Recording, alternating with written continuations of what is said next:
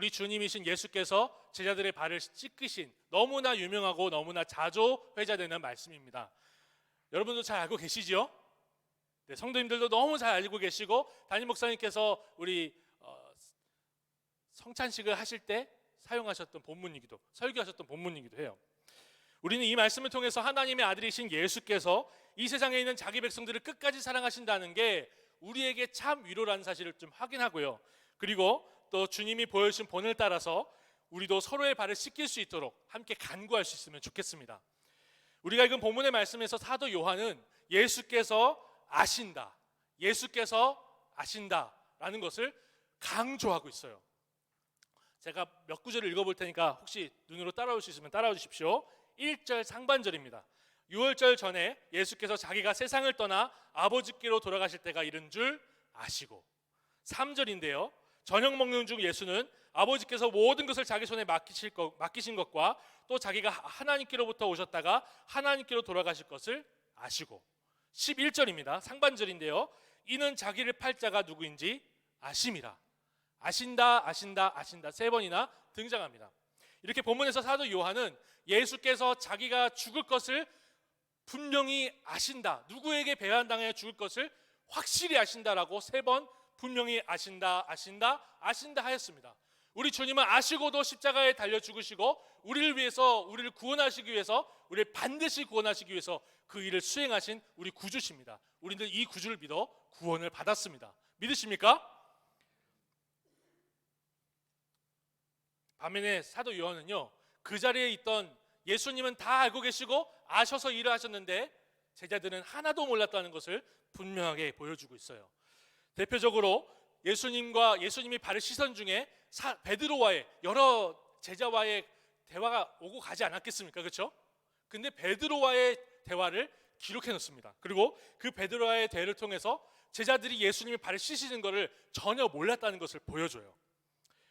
6절 7절인데요. 제가 읽어보겠습니다. 시몬 베드로에게 이르시니 베드로가 이르되 주여 주께서 내 발을 씻으시나이까? 예수께서 대답하여 이르시되 내가 하는 것을 내가 지금은 알지 못하나 이후에는 알리라. 베드로는요, 이후에 알게 될 것이라고 예수님께서 분명히 말씀하셨는데도 불구하고 자기 발을 씻으러 오신 예수님을 극구 부인하고, 예수님 부인한 게 아니고 예수님을 저죄입니다. 내 발은 안 돼요, 내 발은 안 돼요. 상반절, 8절 상반절인데요. 제가 읽어보겠습니다. 베드로가 이르되 내 발을 절대로 씻지 못하시리이다. 헬라어로는 우가 아니다라는 뜻이고 매도 아닌데 절대로는 말은 우, 매가 같이 붙어버려요. 베드로가 아주 강하게 얘기했죠. 우매 안 된다, 예수님 절대 안 됩니다. 사도 요한은 이렇게 베드로가 격렬하게 반응하는 것을 우리에게 일부러 보여주고 있는 거예요. 우리가 이 본문의 문화, 사회, 정치 배경을 다 알지 못하지만 베드로의 이 격렬한 반응을 통해서 예수님이 얼마나 놀라운 일을 하셨는지 우리가 한순간에 그림으로 볼 수 있습니다. 아, 예수님이 하신 것은 그 당시에 그들이 받을 수 없는, 그들이 충격을 받을 수밖에 없는 그런 일을 하신 거라는 걸 우리가 알 수 있는 거죠. 이렇게 발을 씻지 못하게 하는 베드로에게 예수님께서는 분명한 진리를 증거하시는데요. 8절 하반절입니다. 예수께서 대답하시되 내가 너를 씻어주지 아니하면 내가 나와 상관없느니라. 이 말씀 한번 뒤집어 볼까요? 씻지 않으면 상관없다. 그러니 예수님께서 씻어주려고 하는 이유는 뭐예요? 상관이 있다는 거죠. 상관이 있고 그를 구원하시기 원하시니까 씻어준다, 굳이 씻어주신다 말씀하시는 겁니다. 사도 요한은 이 의미를 부각하기 위해서 이 가룟 유다에 대한 얘기를 또 얘기를 해요. 여기서 11절에 한번 보면요, 이는 팔자가 누구인지 아심이라 그러므로 다는 깨끗하지 아니하다 하시니라. 아까 예수님께서 베드로에게 너는 다 깨끗하니까 발만 씻으면 돼, 안 씻으면 상관없어 얘기해 놓으시고 이제는 사도 요한이 이제 성령으로 깨닫는 거예요. 그때 그 상황을. 그리고 다는 깨끗하지 않다 얘기하면서 가룟 유다를 얘기하는 거예요. 사도 요한이 이걸 깨달은 겁니다. 발 씻으면서 하셨던 얘기, 깨끗해야 되는 깨끗함, 그리고 예수께서 발 씻어주는 이유, 그게 다 구원에 대한 얘기구나. 십자가에서 피를 쏟으시고 죄를 사하시는 얘기를 하신 거였구나. 그 얘기를 깨닫는 거예요. 가룟 유다가 예수님과 상관이 없었기 때문에 다는 깨끗하지 않다. 말을 바꾸면 뭘까요? 가룟 유다는 아직도 더럽다라는 얘기를 하시는 거죠. 이렇게 사도 요한은 다는 깨끗하지 않다는 단서를 달아서 예수께서 발을 씻기신 그것이 그가 십자가에 달려 우리 죄를 씻으시는 것을 우리 수준에 맞추어 보여주신 것이다 라고 우리에게 보여주는 거예요. 그러므로 우리가 생각해 보면 발을 씻기려는 예수님에게 보여준 베드로의 반응처럼 온 세상을 창조하신 하나님이 죄 가운데 죽은 피조물들을 위해 죽으신다는 것은요, 절대 있을 수가 없는 일입니다. 세상의 논리로 하면. 그런데 그 십자가에 우리 주님께서 달리시는 것은 발을 씻기시는 것과 비교할 수 없을 정도로 감사하고 황송한 일이라는 것을 보여주는 거예요. 믿으십니까? 이것이 우리가 빼앗길 수 없는, 우리 주님이 그런 분이라는 사실 자체가 우리가 빼앗길 수 없는 참된 위로입니다. 이 저녁에 한 주 동안 얼마나 세상의 풍파 가운데서 고난당하고 오셨습니까? 이 위로를 잃지 마시기 바랍니다. 이게 진짜 위로고 이게 참된 위로입니다. 이런 주님이 우리 주님이십니다. 이제 옷을 입고 예수님이 자리에 앉으세요. 다 정리하시고 나서 15절에 이렇게 말씀하세요. 내가 너희에게 행한 것 같이 너희도 행하게 하여 본을 보였노라. 예수께서는 그렇게 구원하시는 제자들이 구원받은 이후에 어떻게 살아야 되는지를 그가 직접 보여주셨다라고 말씀하시는 거예요. 구원받은 이후에 나처럼, 내가 너희를 섬긴 것처럼 너희도 서로의 발을 씻어줘야 된다라고 분명하게 말씀하시는 거예요. 이제 예수께서 사도들에게 주신 말씀을 사도 요한이 우리에게 기록해서 보여주고 있습니다. 그렇죠? 성령의 영감으로 하나도 오차나 오류가 하나도 없이 무오하게 우리에게 보여 요한복음 13장으로 우리에게 왔어요.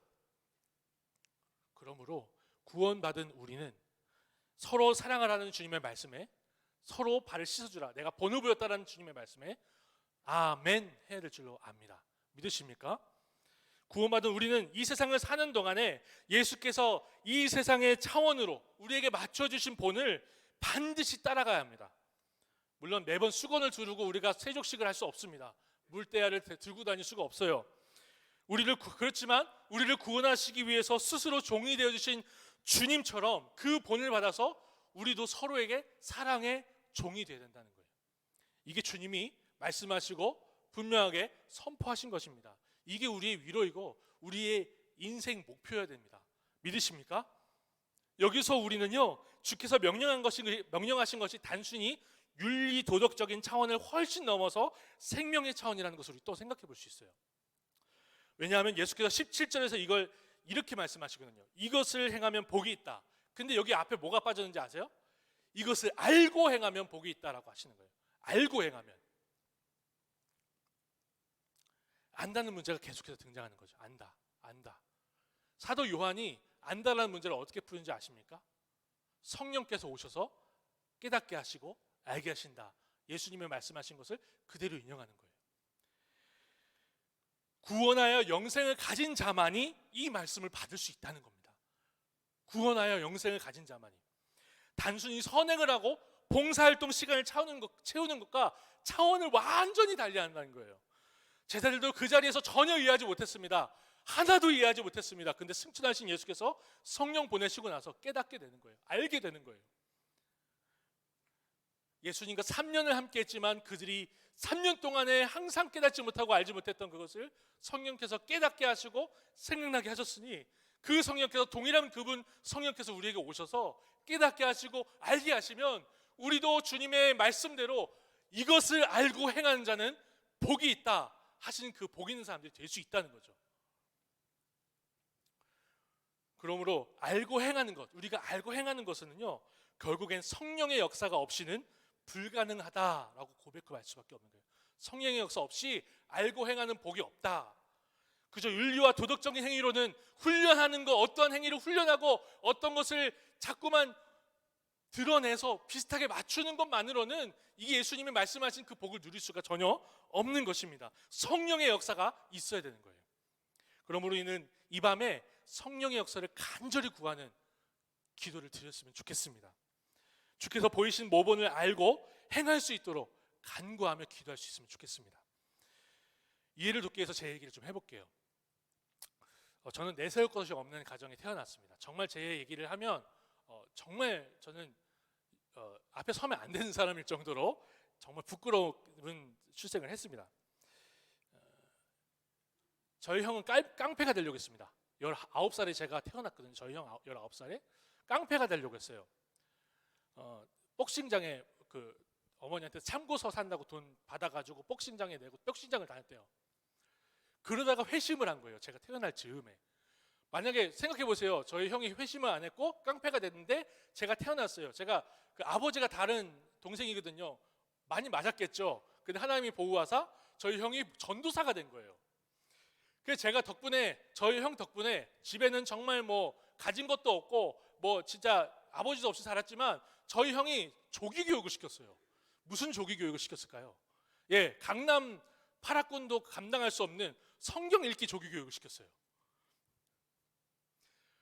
한글을 읽을 수 있자마자 바로 저희 형이 성경책을 딱 갖다 놓고 3장씩 읽으래요. 제가 너무 싫어가지고 2장씩 읽고 3장 읽었다고 뻥쳤다가 혼났는데 3장씩 읽으래요. 강압적으로 읽으래요. 근데 인격적으로는 했습니다. 저희 사주고 막 마태복음 끝내면 막 피자 사주고 피자 막 그러면 지금은 별로 감흥이 없겠지만 근데 저는요 진짜 거의 무슨 에버랜드 한 10번 가는 것 같은 그런 느낌이었어요.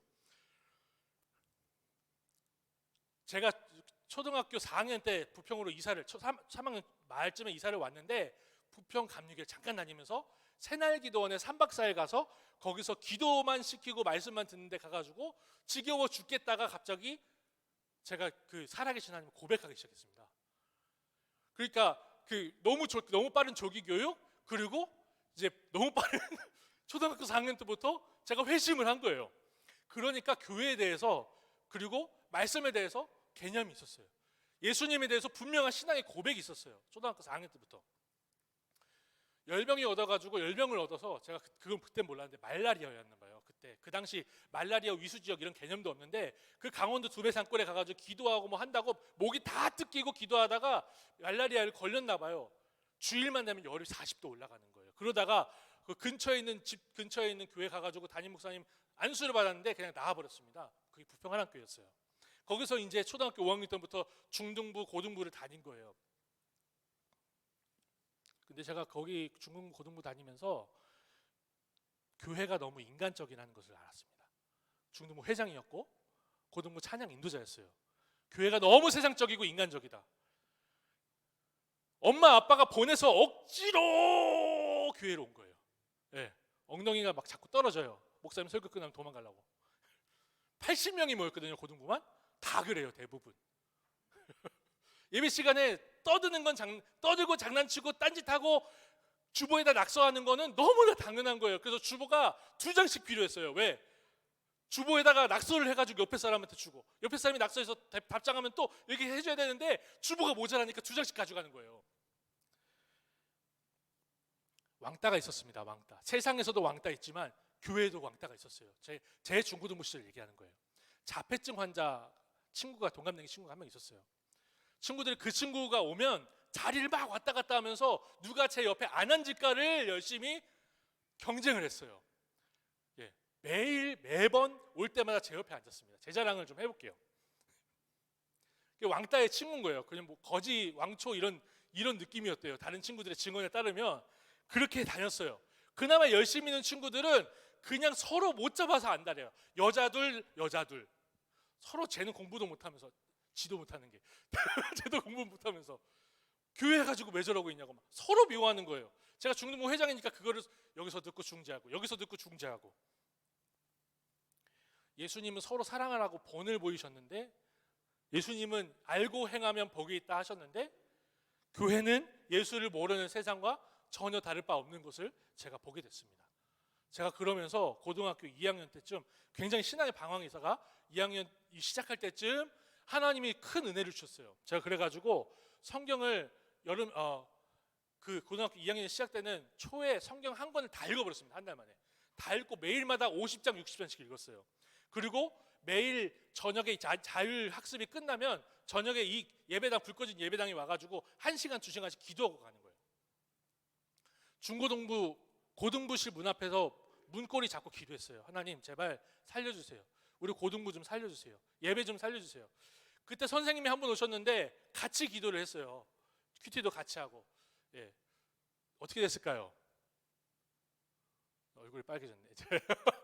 안 아내가 돼 있습니다 지금. 예. 그럴 거라고 생각도 못했는데 정말 기도 열심히 했어요. 한 해 내내 시작할 때부터 계속 기도를 했어요. 하나님 우리 고등부 좀 살려주세요. 제발 좀 살려주세요. 회장된 애가 막 서로 미워하고 미워하는 중심이 있어. 그리고 막 선생님 와가지고 성경 읽자 기도하자 그러니까 아예 몰아내려고 작정을 하고 수를 쓰는 게 다 보이는데 그러고 있는데 하나님 제발 살려주세요. 목사님이 설교하면 다 딴 데 보고 있고 예배는 예배 같지 않고 정말 하나님 살려주세요 기도를 했어요. 그해 여름에 수련회를 갔는데 수련회 마지막 밤 있잖아요. 그때 용서를 구해야 되고 또 용서해야 되는 사람 있으면 다 찾아가라 기도 시간에 그랬는데 이 친구들이 막 둥글게 다 한 거예요. 둥글게 다 하고 그날 저녁에 용서를 구하고 용서를 하는 성령의 역사를 제가 경험을 했습니다.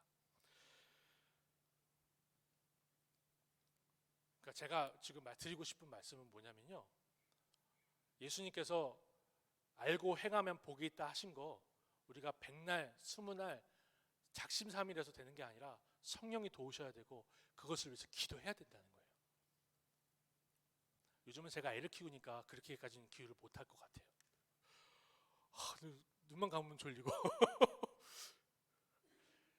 제가 생각하기엔 이 시간이 그것을 위해서 부흥을 위해서 기도해야 될 수 있는, 기도할 수 있는, 그리고 기도해야 되는 가장 좋은 시간이 아닌가 생각을 해요.